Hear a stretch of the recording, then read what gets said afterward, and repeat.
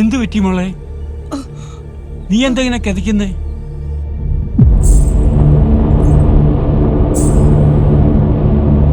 ഞാൻ ഫോൺ വിളിച്ചിട്ട് നീ എടുത്തില്ലല്ലോ. ഇതാരാ ഈ പേപ്പറൊക്കെ ഇങ്ങനെ വലിച്ചു വാരിയിട്ടിരിക്കുന്നത്? എന്താ ഇത്?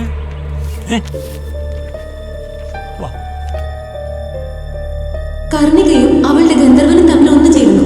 അങ്ങനെയാണല്ലോ നീ കഥ നിർത്തിയത്. അത് ശരിയാവില്ലടി.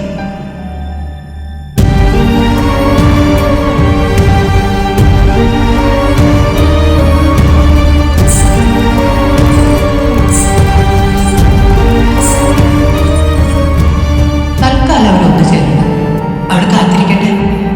കാത്തിരുന്ന് അവൾ ആ സ്നേഹം തെളിയിക്കട്ടെ.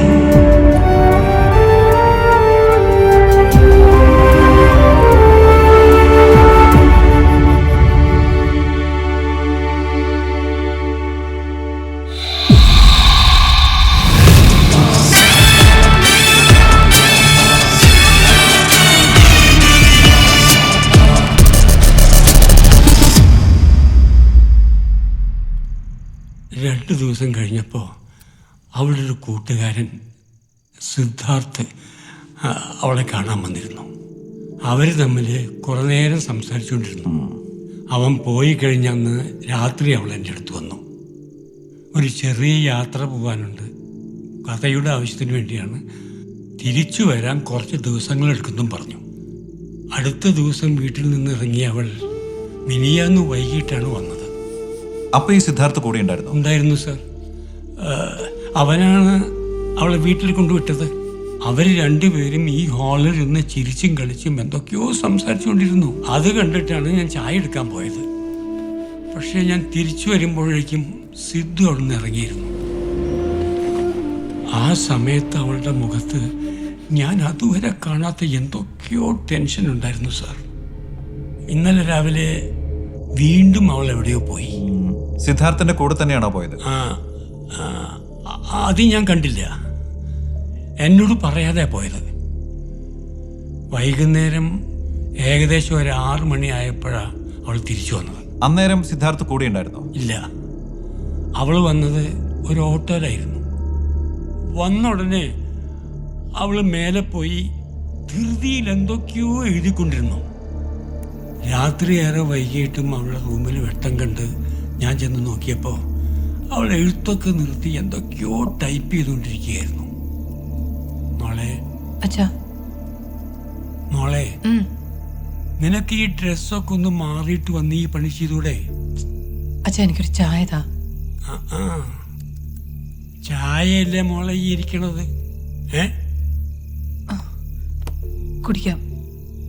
സത്യം പറഞ്ഞ ഇന്നലെ രാത്രി അവളുടെ വെപ്രാളൊക്കെ കണ്ട് ഞാൻ വല്ലാതെ പേടിച്ചു പോയി സാർ. മോളെ, അച്ഛന് പേടിയാവുന്നു മോളെ.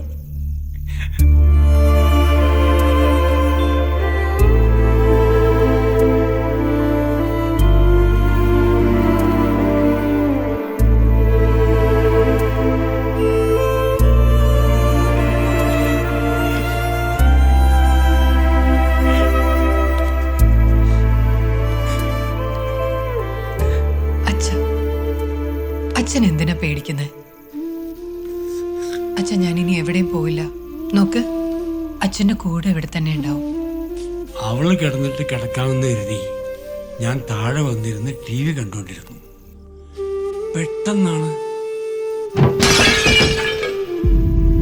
മോളെ, എന്താ അവിടെ? മോളെ,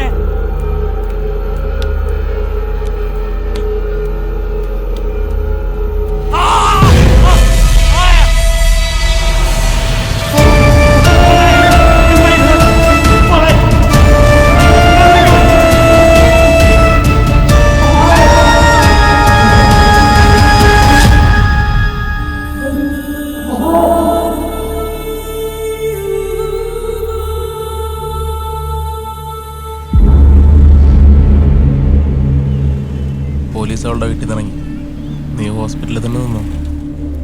എന്തെങ്കിലും ആവശ്യമുണ്ടെങ്കിൽ ഞാൻ വിളിച്ചോളാം. ഓക്കെ, മനസ്സിലായി. ശരി.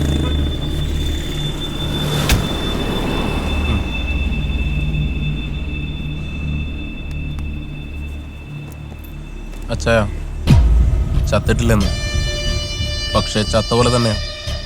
സൂക്ഷിക്കണം, അറുത്തിട്ടാലും മുറി കൂടുന്നിനവാ. ഇന്നലെ എനിക്ക് 24 മണിക്കൂർ ഭിക്ഷ തന്നിട്ട് പോയവളാ. അപ്പോൾ എങ്ങനെയാ അച്ഛാ? സാറിന് വിവരം അറിയിക്കണ്ടേ? ഞാൻ വിളിക്കണോ? വേണ്ട, നമുക്ക് അങ്ങോട്ട് പോകാം.